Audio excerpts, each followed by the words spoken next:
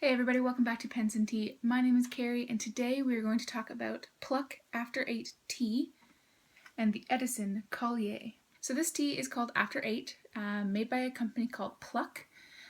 Pluck is actually a Canadian company. It's actually all put together in Toronto. So, go Canada. What? This tea is, and I'm going to butcher this name, so I apologize, a rooibos. So whatever that word is, however you want to pronounce it, you could leave it in the comments how you pronounce it. Maybe I'll learn something. This tea literally was named after what it's supposed to taste like. So if you've ever had an After 8 chocolate, it's like a mint, almost like a mint cream with like chocolate surrounding it, generally dark chocolate as well. It's so good. It's literally chocolate mint, and that's exactly what this tastes like, chocolate mint. As with all rooibos teas, it's caffeine free. So for those of you who like to drink tea before bed or are caffeine intolerant, excuse me, then this one's perfect for you. This tea is $8 for this pack here, which is 35 grams. Along with that tea today, we will also be talking about the Edison Collier in the blue steel finish. So enough rambling, let's get to it. So this is the Edison Collier, or Collier, depending on how you want to pronounce it. And it is the blue steel finish, and it is resin. It's super like sleek and feels very well polished. And as you can see, it's got quite the chatoyance. It is really a sight to behold. They do have the Edison Pen Company, Collier, etched into the barrel. But honestly, it's showing up really easily on the video, but it does not show up that easily when you're like just holding it. It hides pretty well. It has a screw top, so you screw it in and out. It takes about 1 3/4 turns, so it's not a quick turner, that's for sure. To reveal the number 6 size steel nib, and this specifically is fine.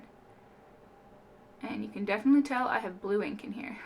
I have Noodler's Blue Upon the Plains of Abraham. It is a Canadian exclusive ink, actually. It's a little dry, but I really, really like it.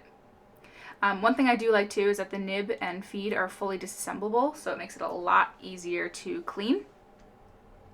You can, I've got that really tight in there, unscrew the barrel to reveal a standard international cartridge. And by cartridge, I mean converter. Apparently, I like to mix those words up. But the beauty of Edison pens is that most of them, specifically this one too, can be eyedropper converted. So in the barrel, it's all plastic or all resin. So you can absolutely eyedropper convert this. Put a little bit of silicone grease around the threads, and then that way you can fill up the whole barrel. And from what I remember, you don't totally quote me on it, but I'm pretty sure I saw somewhere that you can get about 4.5 milliliters of ink if you do that. So that is a ton of ink to carry around. The cap, if I put this down, nope, it's gonna roll away, bye-bye. The cap here is the exact same material, the blue steel. And you can see the threads on the inside of the cap there. The clip is actually pretty nice. It's tight but springy, so it definitely feels secure, and like I'm not gonna, have it fall out of a pocket or anything like that. My only complaint about the design, and this I'm really nitpicky about this, like it really doesn't bother me, but you can see here where the clip is attached, you can see the division, that line there. So it's not a complete matchup, especially you can really see in the chatoyance there. That would be nice if it could be seam lined, but it would be incredibly difficult to get that done. and they're all like handmade one by one on a pen lathe. So that would be like really, really hard to do that. So it's a really picky thing. You cannot post this pen. If you try, you will break the cap, potentially even the body as well, but you will definitely break the cap. But that said, you certainly do not need to do that.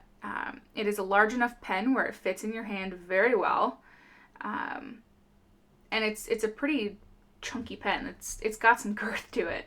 I don't think I have the world's smallest hands, but I certainly do not have the world's biggest. You can see my notebooks there. Hello. So you can't post it, but that's not a like deal breaker for me, to be honest. I never really post any of my pens, so it's definitely not a bother. But if you always want to post your pens, then maybe that'll become a thing. But overall, I really, really enjoy this pen. It writes really, really well. It's very smooth. I did actually have to smooth out this nib just a little bit. I have two other Edison pens. Both of them are mediums. One is actually the gold nib and the other is a steel. And they write perfectly, true to a European medium size. And it is beyond beautiful. But I do have a spare medium nib unit that the tines are quite wide. So it actually runs really wet. So it actually writes more like a broad. But I kind of like that. Actually, I've got a little bit of difference if I want to choose from that. And as always, that little hole there is where the ink will get sucked up into. Time for the Quick Brown Fox one more time. This pen, like I said a little bit earlier, I did have to smooth out the feedback on this pen a little bit. It wasn't quite scratchy, but it was definitely a little bit more feedback than I would like on the fine nib. But as far as the line that it's putting down, I would say it's pretty accurate to a European fine, for sure. I don't have the wettest ink in here. In fact, I actually have a pretty dry ink. It is Noodler's on blue on the plane of Abraham. It is a Canadian exclusive ink, which is actually surprisingly waterproof, which I was not expecting whatsoever, and it dries really, really fast. But the downside to that is it's kind of a dry ink.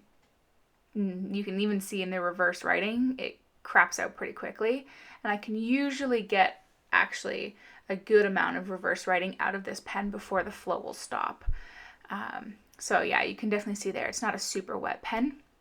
It is a steel nib, so you're not going to get a whole lot of line variation out of it. In fact, you get virtually none. But the good news is that their feed is fantastic. So you can see here, there's absolutely no skips whatsoever. It doesn't even feel to me like it's trying to keep up. It just flows effortlessly. So I do really, really appreciate that.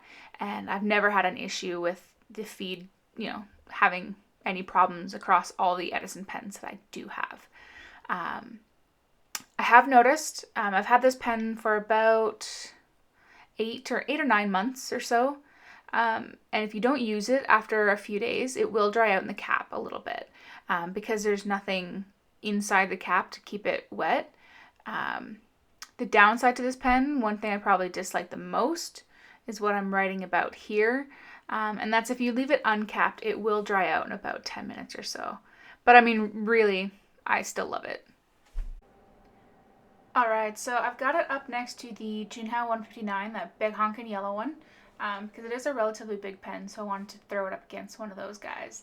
And it's apparently similar to the 149 from Montblanc, but I haven't actually used that one, so I can't attest to it perfectly. But as you can see here, it is bigger than the Conklin Durograph, the Edison Nouveau Premier Winter Edition, the Lamy All-Star, and the TWSBI 580 All.